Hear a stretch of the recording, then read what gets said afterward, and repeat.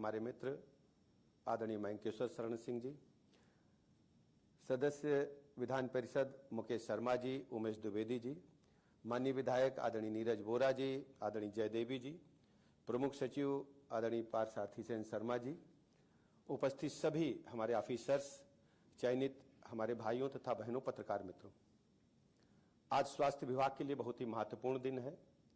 आज आप सबको नियुक्ति पत्र माननीय मुख्यमंत्री जी के हाथों मिलने वाला है और जो साथी यहाँ उपस्थित हैं, इसके अलावा सभी जनपदों में समानांतर ऐसे ही समारोह आयोजित हो रहे हैं। वहाँ जिला स्तर पर सभी को नियुक्ति पत्र दिए जाने वाले हैं। हम सब जानते हैं कि उत्तर प्रदेश सरकार लगातार आम जनमानस के हित के लिए 2017 से लगातार स्वास्थ्य सेवाओं को उच्चीकृत करने के साथ साथ उनको एक स्तरीय सुरक्षा, जिसको हम कह सकते हैं, जो देश में कहीं भी मिल सकती है, सब कुछ उपलब्ध कराने के लिए लगातार काम कर रही है। इस दिशा में आज आप सबको नियुक्ति पत्र मिली है। इसमें 1112 हमारे सहायक नियुक्ति पत्र पाने वाले हैं, जो सहायक लिपिक के रूप में काम करेंगे। इसके अलावा 22 एक्सरे टेक्नीशियंस भी आज नियुक्ति पत्र वितरण होगा। हम सब जानते हैं कि हेल्थ सर्विसेज किसी भी राज्य के लिए, किसी भी देश के लिए अति महत्वपूर्ण विभाग होता है और यह केवल धनोपार्जन का विभाग नहीं है। स्वास्थ्य विभाग में जब हम किसी भी पद पर आसीन होते हैं तो ये सेवा का विभाग है। जितना पुण्य आप गंगा स्नान करके या किसी पर्व पर किसी मंदिर में या अन्य स्थानों पर जाकर के प्राप्त करते हैं, जिसको भी मानते हैं, उससे अधिक पुण्य किसी मरीज की सेवा करके आपको मिलने वाली है। और सेवा का माध्यम अतिरिक्त अलग हो सकता है। आप सोच रहे होंगे कि ऑफिस में बैठ करके सेवा करेंगे। उन पत्रावलियों को, जो पत्रावली आपको मिलने वाली हैं, वो स्वास्थ्य विभाग को आगे बढ़ाने वाली हैं। उनमें आप स्पीड दे सकते हैं। हिंड्रेंस नहीं बनना है, रोक नहीं लगानी है। हर दिशा में पॉजिटिव सार्थक कदम आगे बढ़ाते हुए प्रदेश को आगे बढ़ाने के लिए काम करना है। आप सब जानते हैं माननीय मुख्यमंत्री योगी जी के नेतृत्व में 17 से पहले स्टेट का जो हाल था, आप उस पर भी विचार करिएगा और 17 के बाद क्या स्थिति है, आप उस पर भी गंभीरता पूर्वक अध्ययन करिएगा और आगे बढ़ना है। हमें स्टेट को और तेजी से आगे ले जाना है। आज हेल्थ इंफ्रास्ट्रक्चर की चर्चा करें तो 25,500 से अधिक हमारे पास हेल्थ सब सेंटर, स्वास्थ्य आरोग्य मंदिर उसमें है और 5,000 की आबादी पर उनको हम वहां पर लोगों को, ग्रामीण अंचल में लोगों को बेहतर से बेहतर प्राथमिक स्वास्थ्य सुविधाएं उपलब्ध करा रहे हैं। जच्चा बच्चा की सुविधाएं वहां पर हैं और प्राथमिक जितनी भी बीमारियां होती हैं उनका इलाज है। जो हमारे स्वास्थ्य आरोग्य मंदिर है, वहां CHOs की तैनाती है। वहां हमने सभी को कंप्यूटर दे रखे हैं। कंप्यूटर के माध्यम से संजीवनी ऐप पे यदि विशेषज्ञ चिकित्सक की आवश्यकता है तो उस पर तत्काल सहायता लेकर के इलाज किया जा रहा है। आज मुझे बताने में प्रसन्नता है कि लगभग 80,000 से अधिक प्रतिदिन मरीज संजीवनी ऐप के माध्यम से देखे जा रहे हैं और इसकी गति को बढ़ाने की लगातार हमारी प्रतिबद्धता है। प्राथमिक स्वास्थ्य केंद्र जो हमारे हैं, वो आप जानते हैं कि हमारे पास प्राथमिक स्वास्थ्य केंद्र 3,500 के लगभग हैं और सभी स्थानों पर चिकित्सकों की तैनाती के साथ साथ समयबद्ध ढंग से अस्पताल खुलते हैं, लोगों को प्राथमिक चिकित्सा उपलब्ध कराई जा रही है। इसके अलावा जो CSCs हैं 950 से अधिक हैं। सभी CSCs में हमारे पास 30 बेड का इंडोर हॉस्पिटल है, OPD बेहतर काम करती है और वहां पर जच्चा बच्चा की सुविधाओं के साथ साथ अन्य जो माइनर ऑपरेशन है वो भी हो रहे हैं और सुविधापूर्वक निःशुल्क इलाज प्रदान किया जा रहा है। 85 से अधिक हमारे पास डिस्ट्रिक्ट लेवल के हॉस्पिटल्स हैं, 200 के लगभग विशिष्ट श्रेणी के हॉस्पिटल्स हैं। यह हमारा स्वास्थ्य विभाग का इंफ्रास्ट्रक्चर है और बड़ी सफलता मिली है माननीय प्रधानमंत्री नरेंद्र मोदी जी की अगुवाई में, जब इस राज्य में 17 से पहले मात्र 17 मेडिकल कॉलेज थे। आज मुझे कहने में इस बात का गर्व हासिल है कि आज हमारे पास 80 मेडिकल कॉलेज पूरी क्षमता के साथ काम कर रहे हैं। 80 मेडिकल कॉलेजों में 44 मेडिकल कॉलेज सरकारी क्षेत्र में है, 36 मेडिकल कॉलेज निजी क्षेत्र के हैं। इसके अलावा टर्सरी केयर की सुविधाएं जिला स्तर पर उपलब्ध हैं। हम सबको पता है, हमारी बहनें प्रेगनेंसी के दौरान 3 बार अल्ट्रासाउंड के लिए जाती थी, लेकिन अल्ट्रासाउंड आप जानते हैं कि एक्सरे टेक्नीशियंस कितना महत्वपूर्ण काम आपको मिलने वाला है। हमारे पास अल्ट्रासाउंड सेंटर्स को लेकर के लगातार चिंता रहती, कैसे उसकी कमी को हम पूरा कर पाए। हमने निजी जो हमारे अल्ट्रासाउंड सेंटर्स हैं उनको चिन्हित किया है। हम मोबाइल ऐप के माध्यम से अपनी सिस्टर्स को, जिसको अल्ट्रासाउंड कराना है, बारकोड भेजते हैं और किसी भी प्राइवेट सेंटर जो चिन्हित है वहां कराकर निःशुल्क अल्ट्रासाउंड करा सकती है। यह अनुभव प्रयोग, अनूठा प्रयोग आपकी सरकार ने पूरे देश के पैमाने पर किया है। आज मुझे कहने में प्रसन्नता है कि हर डिस्ट्रिक्ट लेवल पर सीटी स्कैन निःशुल्क उपलब्ध है और यह सुविधा देने वाला उत्तर प्रदेश राज्य पहला है। बड़े बड़े चिकित्सालयों में जो सुविधाएं नहीं थी, सब कुछ हमारी सरकार माननीय मुख्यमंत्री जी के नेतृत्व में कर रही है और मेडिकल कॉलेजेज में और डिस्ट्रिक्ट लेवल के हॉस्पिटल्स में आईसीयू की सुविधाएं उपलब्ध हैं। हमने होप सिस्टम डेवलप किया है। हमारे जो बड़े चिकित्सालय हैं वो लगातार हम कैमरे की निगरानी में हैं और 5000 से अधिक कैमरे लगाकर लगातार हम उनको देखते हैं कि कैसा मेंटेनेंस है, अस्पताल में चिकित्सकों का व्यवहार कैसा है, पैरामेडिकल स्टाफ का व्यवहार कैसा है, चादरें बदली जा रही, सफाई है कि नहीं, सब कुछ लगातार मॉनिटर करते हैं। इसके अलावा उन होप सिस्टम को हम आगे बढ़ाने जा रहे हैं। अन्य चिकित्सालयों को भी हम उसको दायरे में लेने जा रहे हैं, जिससे लगातार एक कमांड सेंटर खोल करके हम अपने सभी हॉस्पिटल्स को लगातार निगरानी में रख सकें और लोगों को हम ये वाचफुल रहे कि हमारे यहाँ कहीं कोई लापरवाही तो नहीं, कहीं कोई गड़बड़ी तो नहीं हो रही। हमने ईडीएल में वृद्धि की है, जो एसेंशियल ड्रग्स थी उसमें वृद्धि की है। किसी भी दवा की हमारे पास कोई किल्लत नहीं है पूरे राज्य स्तर पर। कुत्ता काटे का इंजेक्शन, बंदर, स्नेक बाइट के इंजेक्शन, पहले हालात थे अखबारों में निकलता था कि इंजेक्शन नहीं है, आज हमारे पास कोई कमी नहीं है। तत्काल मरीज जैसे ही पहुंचता उसको हम बेहतर से बेहतर चिकित्सा व्यवस्थाएं उपलब्ध कराते हैं। नर्सिंग और पैरामेडिकल में भी हमने अभूतपूर्व परिवर्तन किए हैं। नर्सिंग कॉलेजों का हालत 17 से पहले क्या था, जिनके पास न फैकल्टी थी न हॉस्पिटल से थे, उनको भी मान्यता दी जा रही थी। मिशन निरामया के माध्यम से हमने उनको एक मॉडल व्यवस्था प्रदान की है और उसमें हमने computer quality control of India से समझौता करके एक नीति तय की है कि उन्हीं नर्सिंग कॉलेजेस को, पैरामेडिकल को हम मान्यता देने वाले हैं जो मानकों को पूरा करते हैं।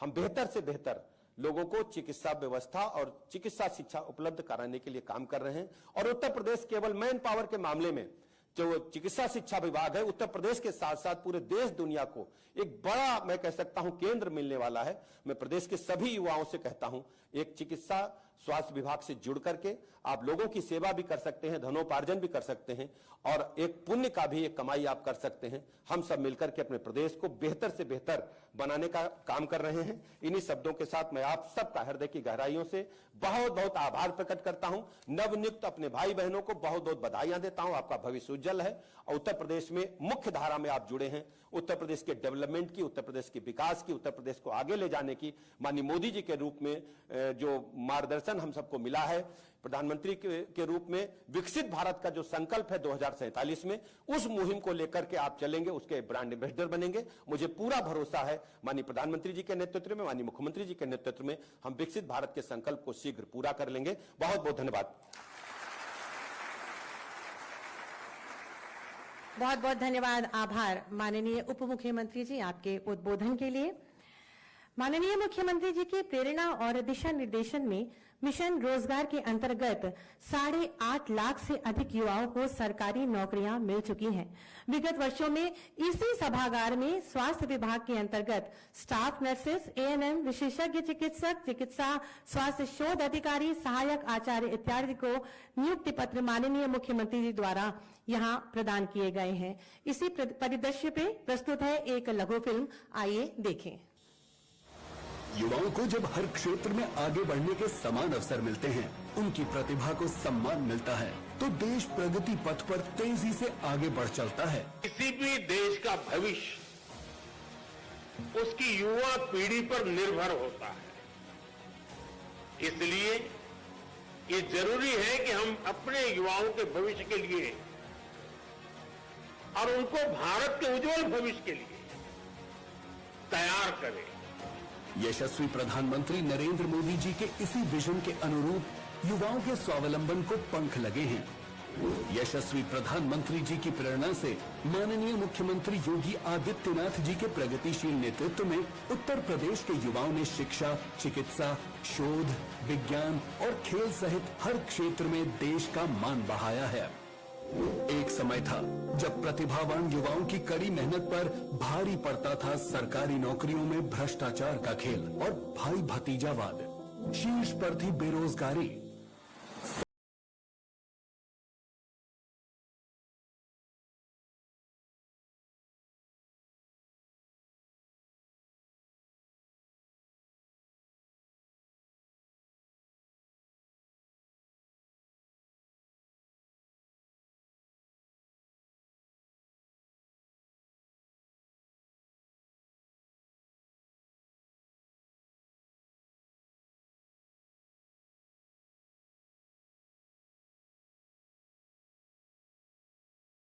हुए हैं रिकॉर्ड रोजगार के अवसर।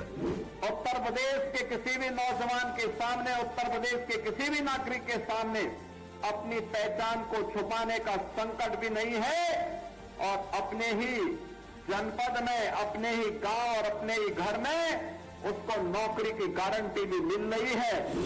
यह माननीय मुख्यमंत्री जी के समावेशी प्रयासों का ही परिणाम है कि वर्ष 2016 में जो बेरोजगारी दर 19% थी, आज घटकर वह 3% रह गई है। मिशन रोजगार की श्रृंखला में माननीय मुख्यमंत्री जी के कर कमलों से आज उत्तर प्रदेश अधीनस्थ सेवा चयन आयोग द्वारा 1112 कनिष्ठ सहायकों एवं 22 एक्सरे टेक्नीशियन के पदों पर नवचयनित युवाओं को नियुक्ति पत्र वितरित किया जा रहा है। आप सभी को उज्जवल भविष्य की हार्दिक शुभकामनाएं। योग्यता का सम्मान, युवाओं को नई पहचान।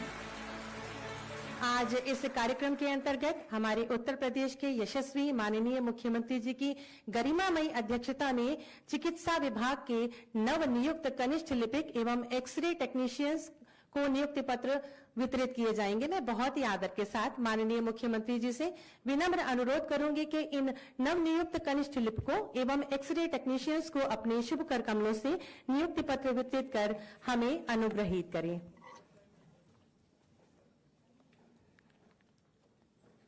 सबसे पहले जनपद हरदोई से प्रीति,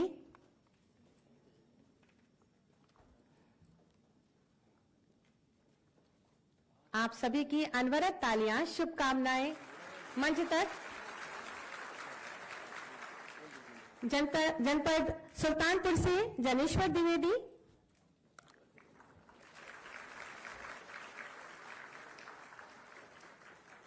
सीतापुर से अंजू देवी,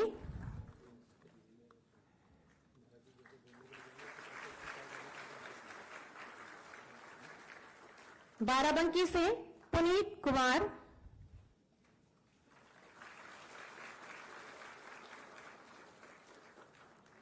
अयोध्या से काजल दुबे,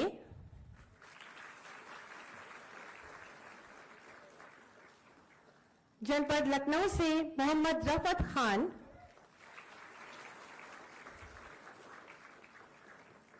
जनपद लखनऊ से ही कनक शर्मा,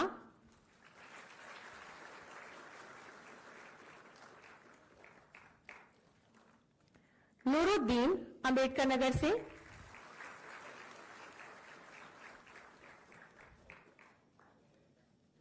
जनपद गोरखपुर से अनुराधा मिश्रा।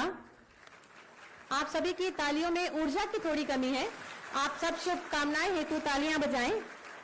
राहुल कुमार वर्मा जनपद सीतापुर से,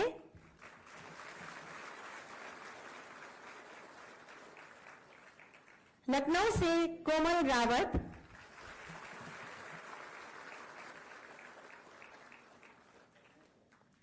लखनऊ से ही सौरभ सिंह,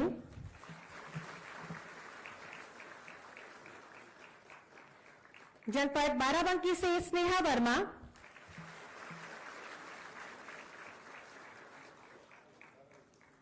जनपद सीतापुर से शिव शंकर,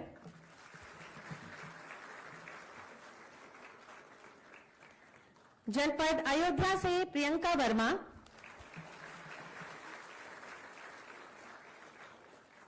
जनपद लखनऊ से विदित कुमार मौर्य, अंबेडकर नगर से सविता,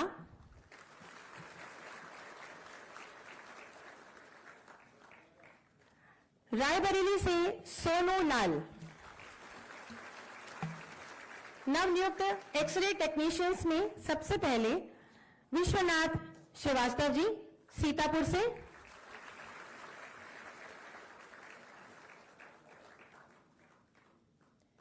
लखनऊ से साक्षी गुप्ता,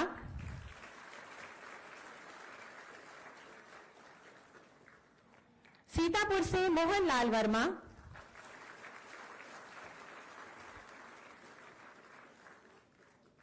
और सीतापुर से ही विपिन कुमार।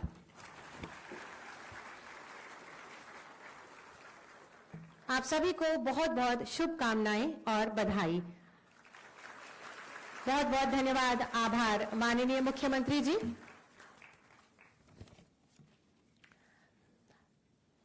पारदर्शी और दमदार कार्यशैली, सकारात्मक सोच, अहर्निश सेवा भाव एवं सबका साथ सबका विकास मूल मंत्र के साथ आत्मनिर्भर उत्तर प्रदेश का निर्माण कर रहे हैं माननीय मुख्यमंत्री जी, जो कि प्रदेश वासियों के उत्तम स्वास्थ्य और कल्याण के लिए कृत संकल्पित हैं। प्रदेशवासियों को अपना कुटुंब मानने वाले माननीय मुख्यमंत्री जी एक प्रधान अभिभावक की भांति उनकी खुशहाली, शिक्षा, विकास, सुरक्षा, रोजगार और उत्तम स्वास्थ्य के लिए सदैव तत्पर और समर्पित रहते हैं, ताकि जनमानस को एक स्वस्थ जीवन प्राप्त हो। ऐसे ही अभिभावक स्वरूप माननीय मुख्यमंत्री जी से विनम्र अनुरोध है कि अपने शुभ आशीर्वचनों से हम सब का मार्ग प्रशस्त करें।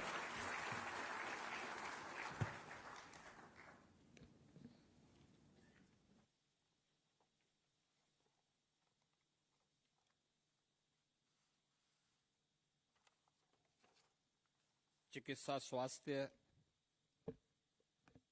विभाग के लिए नवचयनित कनिष्ठ सहायक और टेक्नीशियन, एक्सरे टेक्नीशियन के नियुक्ति पत्र वितरण कार्यक्रम में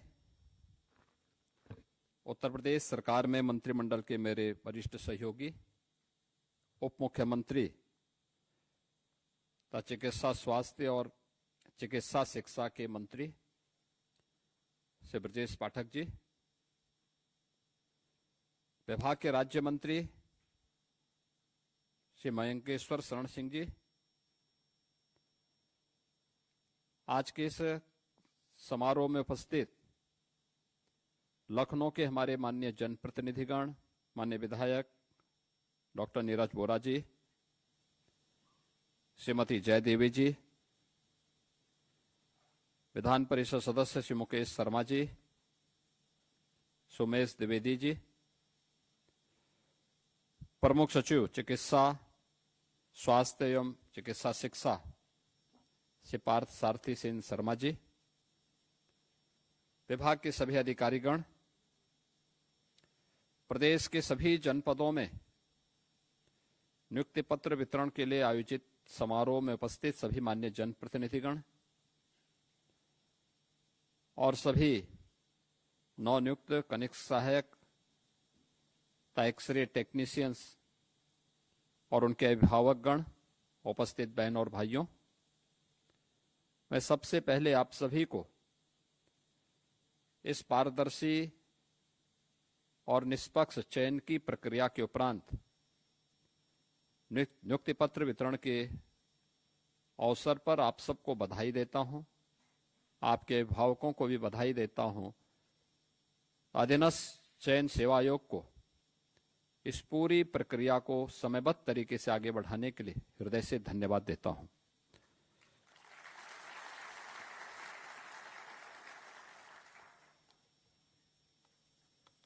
उत्तर प्रदेश के अंदर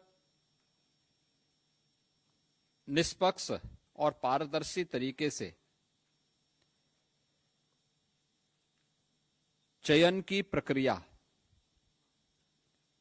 आज एक नए उत्तर प्रदेश की तस्वीर को हम सबके सामने प्रस्तुत करती है और उसका उदाहरण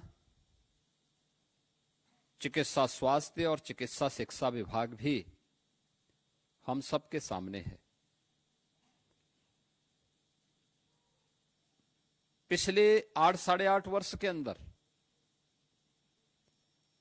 एक लंबी छलांग लगाने में विभाग ने सफलता प्राप्त की है। हर एक क्षेत्र में कुछ न कुछ नया परिवर्तन करके दिखाया है।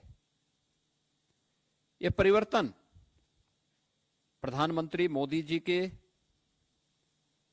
विकसित भारत की उस संकल्पना को आगे बढ़ाने का ही क्रम है, जिसमें स्वास्थ्य के क्षेत्र में, शिक्षा के क्षेत्र में, कृषि विकास और जल संसाधन के क्षेत्र में, रोजगार और स्किल डेवलपमेंट के लिए, या फिर आज के इस नए युग के अनुरूप इमर्जिंग टेक्नोलॉजी को लेकर के कैसे आम जनमानस के जीवन में परिवर्तन लाया जा सकता है, इन सब बातों को लेकर के अगर आप देखेंगे तो स्वास्थ्य भी उस व्यवस्था का एक प्रमुख घटक है। एक स्वस्थ व्यक्ति ही स्वस्थ समाज के निर्माण में योगदान दे सकता है। एक स्वस्थ व्यक्ति ही सशक्त समाज और समर्थ राष्ट्र के निर्माण में अपनी भूमिका का निर्वहन कर सकता है। जब व्यक्ति ही स्वस्थ नहीं तो व्यवस्था कैसे स्वस्थ होगी, और जब व्यवस्था ही अस्वस्थ हो जाएगी तो उसके सारे पिलर अपने आप ही ध्वस्त होते हुए दिखाई देंगे। और यही सब कुछ होता था। 2017 के पहले व्यवस्था में यही एक घुन लग चुका था, तो उसे अंदर ही अंदर खोखला किए जा रहा था। उसकी समस्या का समाधान करने के साथ ही उत्तर प्रदेश को उसके अनुरूप बनाने के लिए प्रधानमंत्री मोदी जी ने जो विजन दिया, उनके विजनरी लीडरशिप में उत्तर प्रदेश ने उन सभी मानकों को प्राप्त करते हुए आगे बढ़ने का जो निर्णय लिया, परिणाम है 8-8.5 वर्ष के अंदर हम लोग 8.5 लाख से ऊपर नौजवानों को उत्तर प्रदेश की सरकारी सेवा में विभिन्न विभागों में, पुलिस में, शिक्षा में, स्वास्थ्य में, इंफ्रास्ट्रक्चर के लिए समर्पित विभागों में, कृषि और जल संसाधन से जुड़े हुए विभागों में सरकारी सेवा में लेने में सफल हुए हैं। एक पारदर्शी और निष्पक्ष भर्ती की प्रक्रिया का परिणाम है कि आज ये प्रक्रिया एक समय से पूरी होती है और समय पे संपन्न भी होती है। अगर मैं केवल पुलिस की भर्ती की बात करता हूं, पिछले 8 वर्षों में हम लोगों ने 2,19,000 पुलिस कार्मिकों की भर्ती सफलतापूर्वक की है, जो उत्तर प्रदेश के अंदर अपनी सेवाएं दे रहे हैं।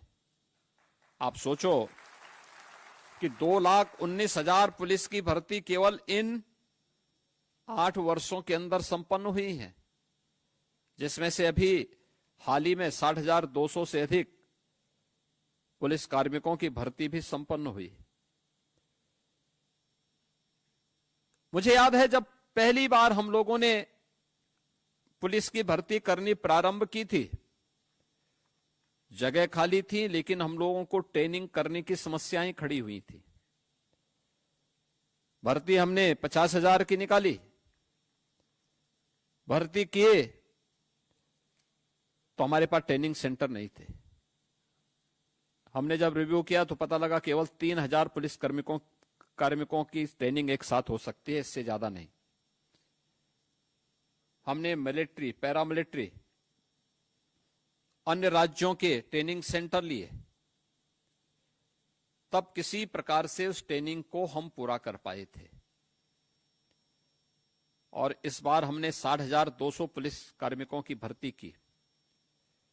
आरक्षी पुलिस की इस भर्ती में 60,244 भर्ती की प्रक्रिया को संपन्न करने के बाद आज उत्तर प्रदेश के ही ट्रेनिंग सेंटर में सभी नौजवान अपनी ट्रेनिंग ले रहे हैं, और बेहतरीन सुविधा हम लोगों ने वहीं पर उनको दे करके उत्तर प्रदेश के अंदर इंफ्रास्ट्रक्चर को इस रूप में आगे बढ़ाया है।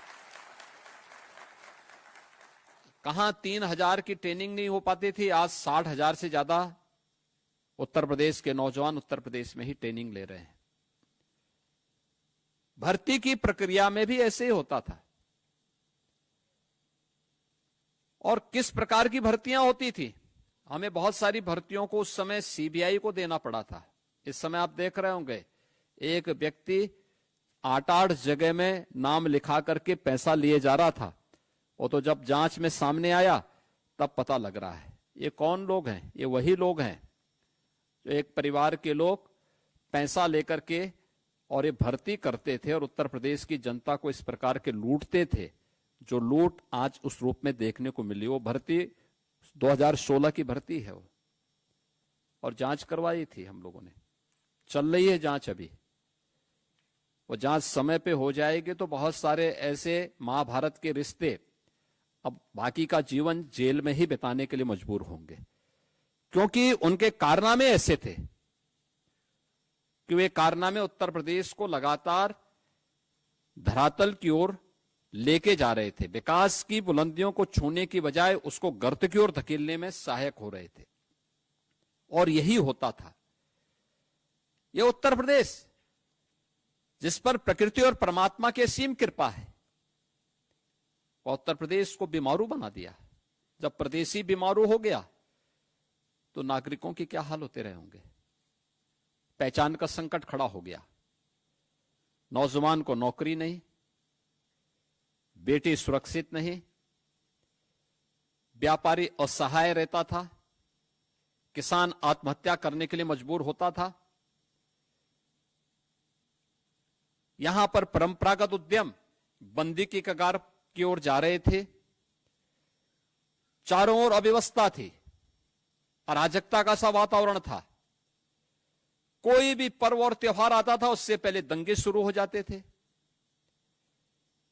पर्व और त्योहार उत्साह और उमंग के लिए होते हैं, सामाजिक सद्भाव के लिए होते हैं, लेकिन उत्तर प्रदेश में उल्टा होता था। लेकिन आज पिछले 8 वर्ष में कोई भी व्यक्ति हो, कोई भी समुदाय हो, कोई भी जनपद हो, पर्व और त्योहार के एक मानक है, एक स्टैंडर्ड है। उस स्टैंडर्ड के अनुसार ही लोग उत्साह और उमंग के साथ उन आयोजनों में भागीदार बनते हैं। सामाजिक सौहार्द भी है। यह सामाजिक सौहार्द राष्ट्रीय एकता को भी संबल देता है। हर एक व्यक्ति के मन में एक नया उत्साह है, उमंग है, और केवल यह उत्साह और उमंग अब केवल पर्व और त्योहारों के लिए ही नहीं है। यह उत्तर प्रदेश के विकास का एक जज्बा लेकर के उसे आगे बढ़ाने में भी बड़ी भूमिका का निर्वहन कर रहा है, और हर एक विभाग ने अपने स्तर पर कार्य करना प्रारंभ किया। यही परिणाम है। जिस उत्तर प्रदेश की अर्थव्यवस्था आज से 8 वर्ष पहले, यानी 70 वर्षों में हम लोग केवल 13 लाख करोड़ तक पहुंचे थे, आज वह उत्तर प्रदेश इस वित्तीय वर्ष के अंत तक 35 लाख करोड़ की एक अर्थव्यवस्था बनने जा रही है। यानी जो कार्य 70 वर्ष में नहीं हो पाया, उससे भी 2.5 गुना वृद्धि हम लोगों ने मात्र 8 साढ़े 8 वर्ष के अंदर उससे बेहतर गति देकर के उत्तर प्रदेश को आगे बढ़ाने में सफलता प्राप्त की है। ये सफलता तब प्राप्त की है जब उत्तर प्रदेश के नौजवानों को उत्तर प्रदेश के अंदर नौकरी की गारंटी मिली। निष्पक्ष और पारदर्शी तरीके से भर्ती की प्रक्रिया जब संपन्न हुई, तब ये परिणाम हम सबके सामने आते हुए दिखाई दिए। मैं यहां पर जब चिकित्सा शिक्षा और चिकित्सा स्वास्थ्य की बात कर रहा हूं, आपने देखा होगा इसी सभागार में हम लोगों ने इससे पहले स्वास्थ्य विभाग की 1354 स्टाफ नर्स की भर्ती भी सफलतापूर्वक संपन्न की थी। स्वास्थ्य विभाग के 7182 एएनएम भी सफलतापूर्वक भर्ती करके उन्हें नियुक्ति पत्र यहीं पे वितरित किया था। 1102 स्पेशलिस्ट चिकित्सकों की भी भर्ती की प्रक्रिया करने के बाद उन्हें नियुक्ति पत्र वितरण का कार्य भी किया गया।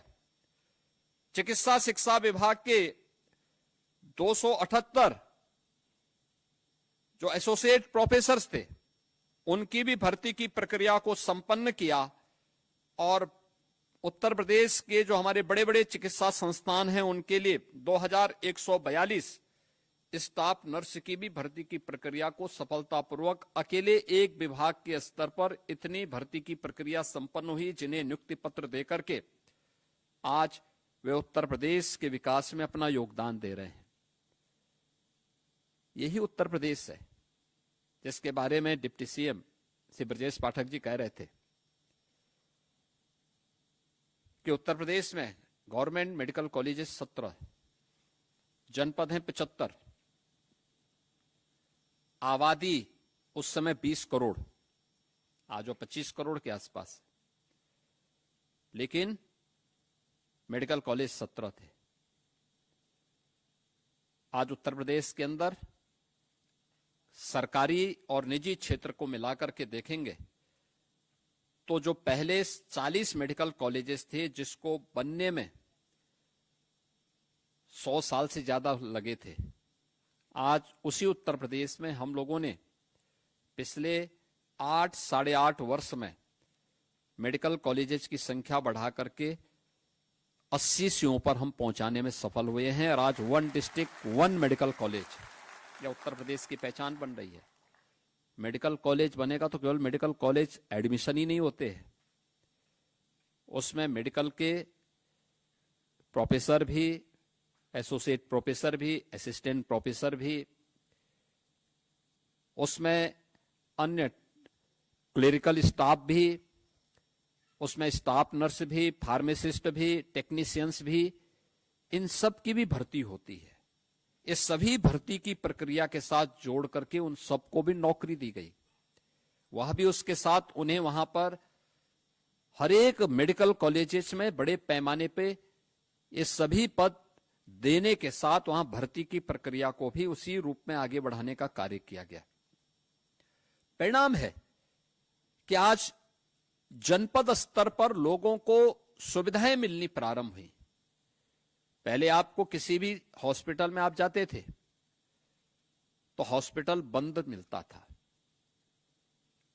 दवा नहीं मिलती थी, डॉक्टर है तो दवा नहीं है, दवा है तो डॉक्टर नहीं है, अगर दवा और डॉक्टर उपलब्ध है तो बिजली नहीं है, कोई सुविधा नहीं मिल पाती थी।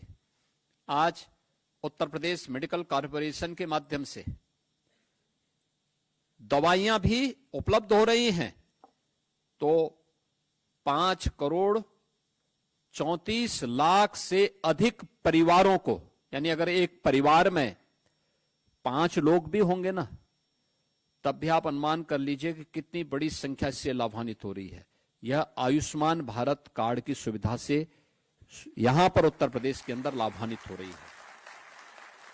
लगभग 80 लाख से ऊपर लोगों ने आयुष्मान भारत की सुविधा का लाभ अब तक लिया है, जिसके लिए लगभग 3000 करोड़ रुपए से अधिक की राशि उत्तर प्रदेश सरकार ने भारत सरकार के साथ मिलकर के पेमेंट किया है उन गरीबों की बेहतर चिकित्सा सुविधा के लिए। अभी हाल ही में हम लोगों ने उत्तर प्रदेश के चिकित्सा शिक्षकों के लिए कैशलेस मेडिकल सुविधा की घोषणा की है।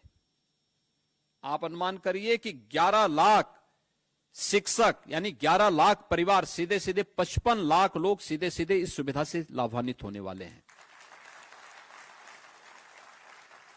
यानी आज सरकार के पास क्षमता है तो सरकार ये सुविधा उनको उपलब्ध करवा रही है, और वह गवर्नमेंट मेडिकल कॉलेजेस में भी, इम्पैनल्ड हॉस्पिटल्स में भी ये सुविधा प्राप्त कर रहे हैं। पहले इक्के दुक्के हॉस्पिटल में, लखनऊ में या बीएचयू वगैरह में छोड़ दिया जाए तो बाकी कहां आईसीयू कहीं भी नहीं था, ब्लड बैंक नहीं मिल पाता था, डिजिटल एक्सरे, कलर डॉपलर नहीं मिल पाता था, सीटी और एमआरआई तो बहुत दूर की बात है।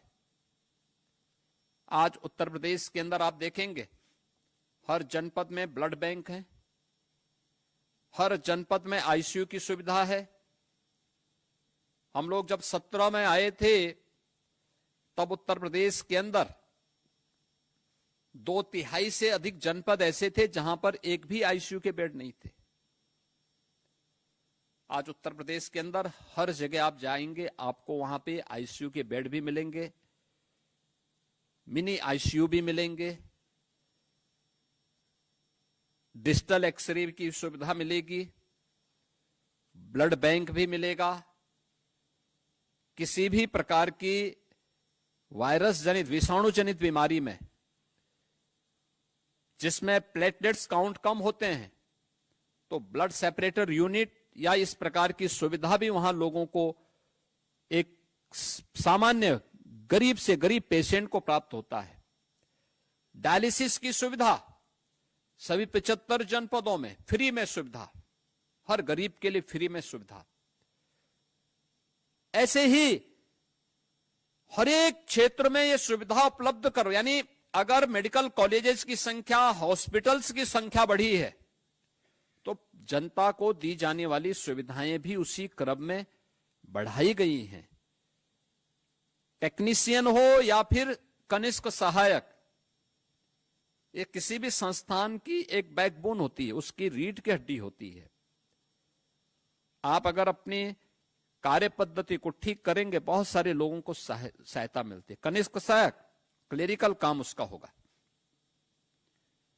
लेकिन अगर वह अपनी कार्य पद्धति के माध्यम से फाइल में तीव्रता ला दे, त्वरित गति से कार्य करना प्रारंभ करेगा, तो कहीं कोई समस्या नहीं आ सकती। अनावश्यक रूप से किसी को वेट नहीं करना पड़ेगा, न पेशेंट परेशान होगा, न इम्पैनल्ड हॉस्पिटल, न कोई अन्य कर्मचारी या कोई डॉक्टर, कोई भी परेशान नहीं होगा। ऐसे ही टेक्नीशियन समय पे अपने सारे कार्यों को करें और अपने कौशलता का परिचय न केवल एक्सरे या अल्ट्रासाउंड करने में करें, बल्कि इस बात का भी ध्यान रखें कि अब जो नए उस पर आप देखते होंगे, नई टेक्नोलॉजी से जुड़े हुए जितने भी इस प्रकार के मशीनें आई हैं, उनके जो वायर होते हैं बहुत सॉफ्ट होते हैं। ऑप्टिकल फाइबर जो इस्तेमाल किया जाता है, उसको कैसे फोल्ड करना है, कैसे सुरक्षित रखना है, अगर आपने उसमें थोड़ी भी लापरवाही की तो फिर वो एक्सरे बंद हो जाएगा, अब वे मशीनें काम करनी बंद कर देंगे। हमें उस समय देखना होगा, उसके बारे में पहले से ट्रेनिंग लेनी होगी, पहले से अपनी तैयारी करनी होगी। आज भी आप देख रहे होंगे कि यहां पे एक साथ 1112 तो कनिष्क सहायक और 22 टेक्नीशियन एक साथ नियुक्ति पत्र प्राप्त कर रहे हैं। यानी बहुत बड़ी संख्या है। ये बड़ी संख्या इस बात को बताती है कि सरकार की इच्छा शक्ति है कि हम जनता जनार्दन की सेवा के लिए अच्छे लोग दें। चयन की प्रक्रिया इसीलिए संपन्न हुई। आपने देखा होगा चयन की प्रक्रिया आपकी 2 स्तरीय थी। पहले आपने पीईटी पास किया होगा, पीईटी पास करने के बाद फिर अधीनस्थ सेवा चयन आयोग ने आपकी चयन की प्रक्रिया को संपन्न किया। यानी कहीं भी कोई गुंजाइश नहीं है कि कोई व्यक्ति इधर उधर से सिफारिश कर सके, कहीं भी वो कर सके। आपने देखा होगा अभी कल ही पीईटी की परीक्षाएं संपन्न हुई, 25 लाख लोग उसमें एप्लीकेंट हुए। सरकार उन सबको कहीं ना कहीं समायोजित करने के लिए अलग अलग क्षेत्र में, कोई सरकारी क्षेत्र में जा रहा है, कोई निजी क्षेत्र में जा रहा है, कोई स्वयं का उद्यम स्थापित कर रहा है, कोई एमएसएमई सेक्टर में जाएगा। कार्य की कमी नहीं, कार्य करने की इच्छा शक्ति होनी चाहिए और उस होने के अभ्यास को ही सरकार आगे बढ़ाने में एक बड़ी भूमिका का निर्वहन कर रही है। आज हम लोगों ने इस दिशा में जो कार्य प्रारंभ किए, आज उसी का परिणाम है कि प्रदेश के अंदर तेजी के साथ एक तरफ सरकार ने सुविधा उपलब्ध करवाई, तो दूसरी तरफ प्रदेश के अंदर अगर आप देखेंगे मेडिकल कॉलेज बढ़े, तो मेडिकल कॉलेज में छात्रों की संख्या भी उसी रूप में बढ़ाई गई। यानी पहले उत्तर प्रदेश के अंदर एमबीबीएस की जो सीट्स थी 2017 के पहले 5390 थी, आज ये बढ़कर के हो गई 11850, यानी दोगुने से भी अधिक हो चुकी है। पीजी की सीट्स थी 1344, आज ये बढ़कर के हो गई हैं 4028। सुपर स्पेशलिटी की जो सीट्स थी वह 120 से बढ़कर के अब 305 हो गई। ये सभी संपन्न करने के साथ साथ जो हमारे गवर्नमेंट मेडिकल कॉलेजेज हैं उसमें भी 1234 हमने मेडिकल के शिक्षकों की तैनाती वहां पर अतिरिक्त की है। जितनी भी भर्ती की प्रक्रिया हो रही है लगातार हर योग्य व्यक्ति को उसमें समाहित करने और उनको आगे बढ़ाने में भी सरकार तेजी के साथ कार्य कर रही है। परिणाम क्या है? बहुत बार होता क्या है, स्वाभाविक रूप से पहले सुविधा नहीं मिलती थी तो लोग जाते भी नहीं थे। आज जा रहे हैं तो लोगों को बहुत बार होता है कि कुछ लोग ऐसे होते हैं, बहुत सारे लोग हैं भाई जिनके पास कोई काम धंधा नहीं तो कम से कम उसके पास माँ बाप ने एक स्मार्टफोन दे रखा तो दिन भर उसी स्मार्टफोन से कुछ ना कुछ नकारात्मक ही देखता है। अगर वो थोड़ा पॉजिटिव होता ना वो भी कहीं आपकी तरह नौकरी पाया होता, लेकिन वो दिन भर कोई ना कोई जो नकारात्मकता होती तो कहीं का फोटो कहीं पे, कहीं का फोटो कहीं पे लगा करके फिर वो हमेशा कुछ ना कुछ नकारात्मक भरेगा। और उसका परिणाम क्या होता है कि वह आपकी छवि को खराब करने का प्रयास करेगा, विभाग की छवि को खराब करने का प्रयास करेगा, शासन की छवि को खराब करने का प्रयास करेगा। हमें उससे सतर्क रहना होगा। अगर हम पूरी प्रतिबद्धता के साथ कार्य कर रहे हैं, पूरी ईमानदारी के साथ काम कर रहे हैं, तो बिना भय के जो बेहतर हो सकता है वह करने की हमें स्थिति पैदा करनी चाहिए। और मैं आज के इस अवसर पर आपसे यही कहूंगा कि इतनी बड़ी संख्या में नियुक्ति की प्रक्रिया पारदर्शी तरीके से संपन्न हो रही है। परिणाम उत्तर प्रदेश आगे बढ़ रहा है। परिणाम यहां पे बहुत सारी ऐसी बीमारियां थी जो प्रदेश के अंदर इस सीजन में भय और दहशत का कारण बनती थी। आज भय और दहशत का कारण नहीं है, भय और दहशत का कारण नहीं, क्योंकि बीमारी समाप्त हो चुकी है, पूरी तरह उसको कंट्रोल कर दिया गया है। यही सीजन होते थे। इंसेफ्लाइटिस से, मलेरिया से, डेंगू से, कालाजार से, चिकनगुनिया से पूरा जनपद भरा पड़ा रहता था। लोग मरते थे, बड़े पैमाने पे मरते थे, कोई पूछता नहीं था। लेकिन आज पूरी तरह नियंत्रण में, बीमारी पूरी तरह नियंत्रण में। ये चीजें दिखती है कि जब सरकार के द्वारा अच्छे कदम बढ़ाए जाते हैं तो परिणाम आने में समय नहीं लगता है, और ये परिणाम बताते हैं कि कुछ अच्छा किया गया है। उस अच्छे को और अच्छा करने की दिशा में ये नियुक्ति पत्र वितरित हो रहे हैं। कोई सिफारिश आपको नहीं करनी पड़ी, कोई लेन देन कहीं से नहीं करना पड़ा। तो सरकार भी आपसे अपेक्षा रखती है कि बिना किसी सिफारिश के सामने जो भी आया उसको मान करके चलिए कि वह ईश्वर की एक प्रतिकृति है। वह आपके सामने आया है, भले ही गरीब दिखता होगा, लेकिन उसके प्रति श्रद्धा और सम्मान का भाव हो, उसको हम पूरी सेवा दें, बेहतर से बेहतर सेवा दें। किसी भी स्तर पर उसके साथ कोई भेदभाव नहीं होना चाहिए। अगर ये आप करके दिखाते हैं तो अपनी जिम्मेदारियों का ईमानदारी पूर्वक निर्वहन करते हैं।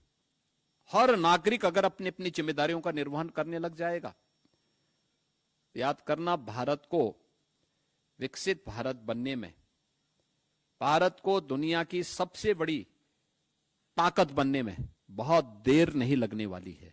और उसके लिए आप सबको मिलकर के कार्य करना होगा। आज के इस अवसर पर मैं एक बार फिर से आप सभी को इस नियुक्ति पत्र वितरण कार्यक्रम के अवसर पर आपको, आपके अभिभावकों को हृदय से बधाई देता हूं, आपके उज्जवल में भविष्य की कामना करता हूं। अधीनस्थ सेवा चयन आयोग और चिकित्सा स्वास्थ्य विभाग को नियुक्ति की प्रक्रिया को समयबद्ध तरीके से आगे बढ़ाने के लिए, क्योंकि बहुत सारे लोग थोड़ा उतावले हो रहे थे कि हमें नियुक्ति पत्र नहीं मिल पा रहा है। हमने कहा वेरिफिकेशन होने दीजिए, क्योंकि वेरिफिकेशन का परिणाम क्या होता है कि फिर एक ही व्यक्ति 8-8 जगह से वेतन आहरित नहीं कर सकता। बदनामी तो आप ही लोगों की होती है फिर। इसलिए उस वेरिफिकेशन की प्रक्रिया को संपन्न करने में थोड़ा समय लग जाता है, लेकिन आज ये कार्यक्रम संपन्न हो रहा है। आप सबको मैं हृदय से बधाई देता हूं, अपनी शुभकामनाएं देता हूं। धन्यवाद। जय हिंद।